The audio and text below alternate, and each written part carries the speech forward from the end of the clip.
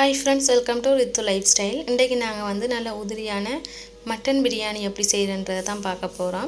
அதுக்கு முன்னால் நீங்கள் இப்போ தான் ஃபஸ்ட் டைம் என்னோடய வீடியோவை பார்க்குறீங்கன்னா என்னோடய சேனலை சப்ஸ்கிரைப் பண்ணுங்கள். அப்படியே பக்கத்தில் உள்ள பெல் பட்டனை கிளிக் பண்ணிவிடுங்க. ஓகே ஃப்ரெண்ட்ஸ், வாங்க இப்போ நம்ம வீடியோக்குள்ளே போகலாம்.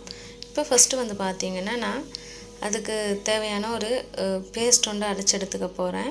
அதுக்கு வந்து பார்த்திங்கன்னா இஞ்சி வந்து ஒரு 6-7 துண்டு எடுத்துருக்கிறேன். கூடவே வந்து பார்த்திங்கன்னா கொத்தமல்லியில் ஒரு கைப்பிடி, அதுக்கு பிறகு வெள்ளைப்பூண்டு வந்து அதுவும் ஒரு 7 பல் எடுத்துருக்கிறேன்.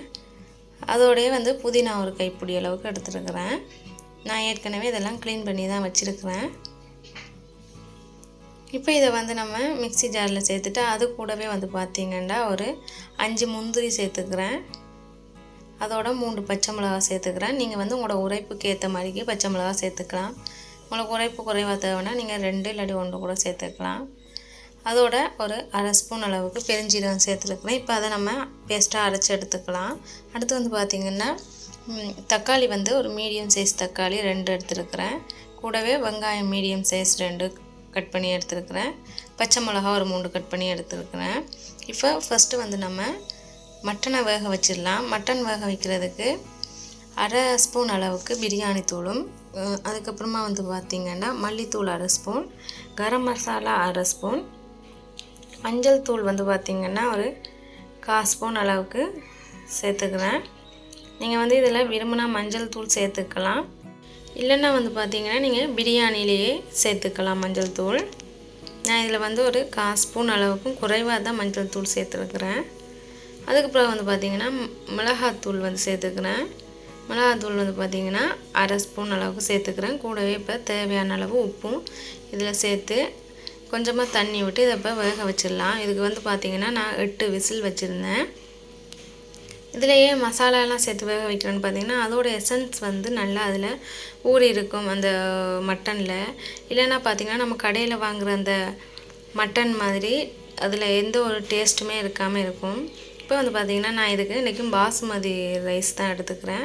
1/2 கப் பாசுமதி ரைஸ் எடுத்துக்கிறேன். நீங்கள் எந்த பிராண்ட் வேண்டாலும் எடுத்துக்கலாம். கொஞ்சம் பிராண்டான நல்ல அரிசியாக எடுத்துக்கோங்க.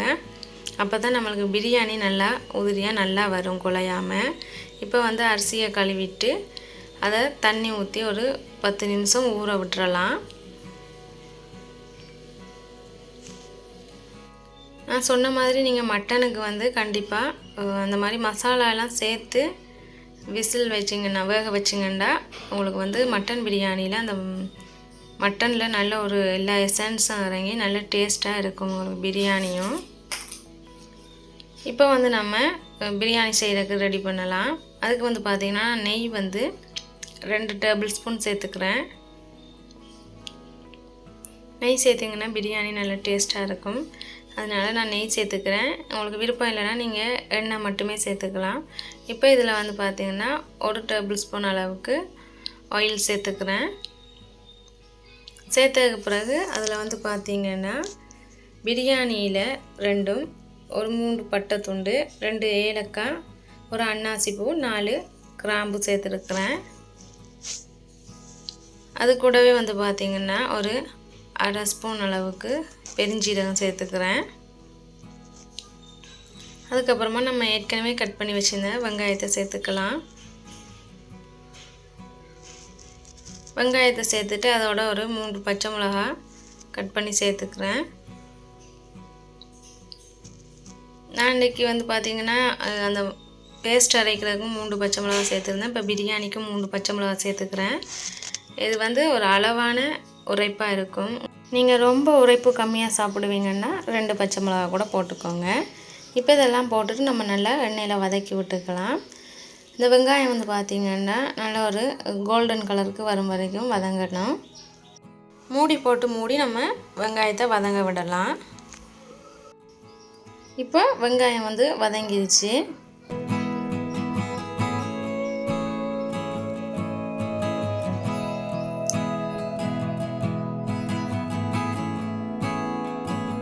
அடுத்து வந்து நான் கட் பண்ணி வச்சுருந்த தக்காளியை சேர்த்துக்கிறேன். தக்காளி சேர்த்தாச்சு. தக்காளி சேர்த்ததுக்கு பிறகு அதில் வந்து ரொம்ப ஒரு 4 துண்டு சேர்த்துக்கிறேன். இது வந்து ஆப்ஷனல் தான். உங்கள்கிட்ட இருந்துச்சுன்னா நீங்கள் விரும்பினா இதை சேர்த்துக்கலாம். இது வந்து ஒரு நல்ல வாசனையை கொடுக்கும், அதனால இது வந்து நான் போட்டிருக்கிறேன். விரும்பினா போடலாம், இல்லைன்னா ஸ்கிப் பண்ணிக்கலாம். இது வந்து ஆப்ஷனல் தான். இப்போ அது போட்டதுக்கு பிறகு நல்லா அதை கிளறி விட்டுக்கலாம். கிளறிட்டு இதை மூடி போட்டு இப்போ நான் மூடி விட்டுக்கிறேன். இப்போ வந்து பார்த்திங்கன்னா ஒரு 2 நிமிஷம் கழித்து இதில் வந்து நம்ம ஏற்கனவே அரைச்சி வச்சுருந்த அந்த பேஸ்ட்டை சேர்த்துக்கிறேன். இப்போ வந்து பார்த்திங்கன்னா பேஸ்ட்டு சேர்த்ததுக்கு பிறகு இதை நல்லா கிண்டி விட்டுக்கலாம். கரண்டி வச்சு நல்லா அந்த மாதிரி கிளறி விட்டுட்டு அதோட அந்த பச்சை வாசனை போகும் வரைக்கும் அதை அப்படியே எண்ணெயில் வதங்க விட்டுறலாம்.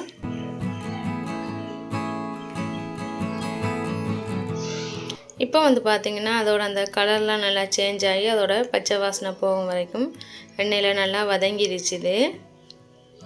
இந்த மாதிரி நல்லா எண்ணெயில் வதக்கி எடுத்துக்கோங்க அந்த பேஸ்ட்டை.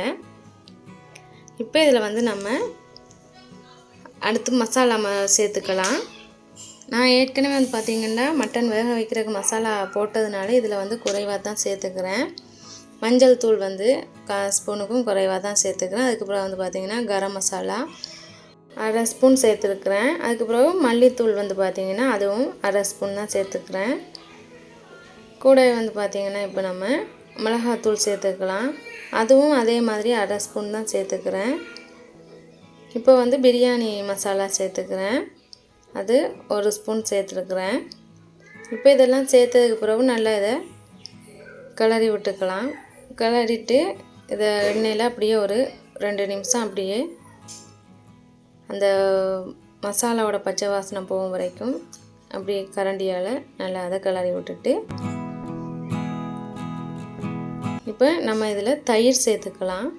தயிர் வந்து பார்த்திங்கன்னா நான் 1/2 கப் தயிர் சேர்த்துக்கிறேன். கரம் மசாலா பிரியாணி மசாலாலாம் சேர்த்தா தான் நம்மளுக்கு வந்து அந்த பிரியாணியோட வாசம் வந்து நம்மளுக்கு அப்படியேவும் கிடைக்கும். அதே மாதிரி இந்த பிரியாணி மசாலா வந்து பார்த்திங்கன்னா நான் வீட்டிலையே ரெடி பண்ணது. அதை எப்படி செய்கிறேன்றதை என்னோடய அடுத்த வீடியோவில் உங்களுக்கு ஷேர் பண்ணுறேன். இப்போ வந்து பார்த்திங்கன்னா தயிர்லாம் சேர்த்ததுக்கு பிறகு அதை நல்லா மிக்ஸ் பண்ணி விட்டாச்சு. மிக்ஸ் பண்ணதுக்கு பிறகு நம்ம வேக வச்சுருந்த அந்த மட்டனை சேர்த்துக்கலாம். தண்ணி எதுவுமே சேர்க்காமல் மட்டன் மட்டும்தான் சேர்த்துக்கிறேன். சேர்த்துட்டு இதை வந்து ஒரு 5 நிமிஷம் அப்படியே அந்த மசாலாவோட வேக வச்சிடலாம். இப்போ இது கூடவே நம்ம கொஞ்சமாக உப்பு சேர்த்துக்கலாம். நம்ம ஏற்கனவே மட்டனில் உப்பு சேர்த்துருக்குறோம், அதனால் கொஞ்சமாக சேர்த்துட்டு அதுக்கு பிறகு பார்த்துட்டு உப்பு சேர்த்துக்கலாம். பத்தலைன்னா அப்போ பார்த்துட்டு சேர்த்துக்கலாம். இப்போ வந்து பார்த்திங்கன்னா ஒரு 5 நிமிஷம் நல்லா மட்டனை வந்து இந்த மசாலாவோட வேக வச்சுருந்தேன். இப்போ வெந்துடுச்சு, 5 நிமிஷம் ஆயிடுச்சு. இப்போ நம்ம வந்து ஊற வச்சுருந்த அரிசியை இதில் சேர்த்துக்கலாம். நான் வந்து பார்த்திங்கன்னா 1/2 கிலோ மட்டனுக்கு 1 சுண்டு அரிசி எடுத்துருக்கிறேன். 2 சுண்டு அரிசி கூட எடுத்துக்கலாம். இந்த மாதிரி நீங்கள் மட்டன் வேக வைக்கிறப்போவே மசாலாவும் சேர்த்து வேக வச்சிங்கன்னா நம்மளுக்கு அந்த பிரியாணி வந்து இன்னுமே டேஸ்ட் அதிகமாக இருக்கும். இல்லைன்னு பார்த்திங்கன்னா நம்ம கடையில் வாங்குகிற மட்டன் பிரியாணிலெல்லாம் அந்த மட்டன் வந்து எந்த ஒரு உப்பு டேஸ்ட்டோ எந்த ஒரு சுவையும் இருக்காது. சும்மா அப்படியே சப்புன்ற மாதிரி இருக்கும். அந்த பிரியாணி மட்டும்தான் கொஞ்சம் சாப்பிட்ற மாதிரி இருக்கும். இந்த மாதிரி நீங்கள் மசாலா போட்டு வேக வச்சிங்கன்னா உங்களுக்கு பிரியாணியும் நல்லாயிருக்கும், அந்த மட்டனும் வந்து சூப்பராக இருக்கும். அதோட அந்த எசன்ஸ் எல்லாம், இந்த மசாலா எசன்ஸ் எல்லாம் மட்டனில் இறங்கியிருக்கும். இப்போ வந்து மட்டனையும் அரிசியையும் நல்லா மிக்ஸ் பண்ணி விட்டுக்கலாம். ரொம்ப மிக்ஸ் பண்ணாதீங்க, அரிசி வந்து உடஞ்சிரும். அதே மாதிரி அரிசியை வந்து ரொம்ப நேரம் 1 ஹவர்லாம் பாசுமதி ரைஸ் வந்து ஊற வைக்க தேவையில்ல. ஒரு 10 தொடக்கம் 15 நிமிஷம் ஊற வச்சா போதும். இப்போ வந்து பார்த்திங்கன்னா நான் இதில் தண்ணி சேர்த்துக்கிறேன். இன்றைக்கி அரிசி வந்து நான் 1/2 கப் அரிசி சேர்த்துக்கிறதுனால அதில் தண்ணி வந்து பார்த்திங்கன்னா நான் 2.25 கப் தண்ணி சேர்க்கணும். கொஞ்சம் எக்ஸ்ட்ராவாக 1/4 கப் அதிகமாக 2.5 கப் தண்ணி இதில் சேர்த்துருக்குறேன். இப்போ தண்ணி சேர்த்ததுக்கு பிறகு இதை நல்லா ஒரு மூடி போட்டு மூடி விட்டுறலாம். மூடி போட்டு மூடிட்டு நீங்கள் வந்து ஹை ஃப்ளேம்லேயே வந்து ஸ்டவ்வை வச்சுக்கலாம். தண்ணியெல்லாம் கொஞ்சம் வற்றி வர்றப்போ ஸ்டவ்வை வந்து பார்த்திங்கன்னா லோ ஃப்ளேமில் வச்சுருங்க. இல்லைன்னா உங்களுக்கு வந்து சோறு கீழே அடி பிடிக்கும். அதனால் இப்போ வந்து பார்த்திங்கன்னா இந்த பதத்துக்கு வெந்து வர்றப்போ, இந்த அளவுக்கு தண்ணி இருக்கிறப்போ நீங்கள் வந்து சிம்மில் வச்சுருங்க அடுப்பை. இப்போ வந்து பார்த்திங்கன்னா நம்மளுக்கு கொஞ்சமாக தான் தண்ணி இருக்குது. இப்போ அரிசி வந்து பார்த்திங்கன்னா ஒரு முக்கால்வாசி பதத்துக்கு வந்து நல்லா வெந்துருச்சுது. இப்போ இதுக்கு மேலே நம்ம ஒரு மூடியை போட்டு மூடிட்டு நல்லா வெயிட் ஒன்று தூக்கி வச்சுக்கலாம்.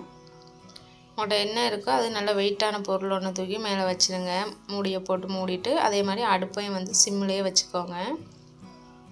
அப்படியே ஒரு 10 நிமிஷம் விட்டுருங்க. 10 நிமிஷத்துக்கு அப்புறம் நம்ம ஓப்பன் பண்ணி பார்க்கலாம். இப்போ வந்து பார்த்திங்கன்னா நம்மளுக்கு சூப்பரான மட்டன் பிரியாணி ரெடி ஆயிடுச்சுது.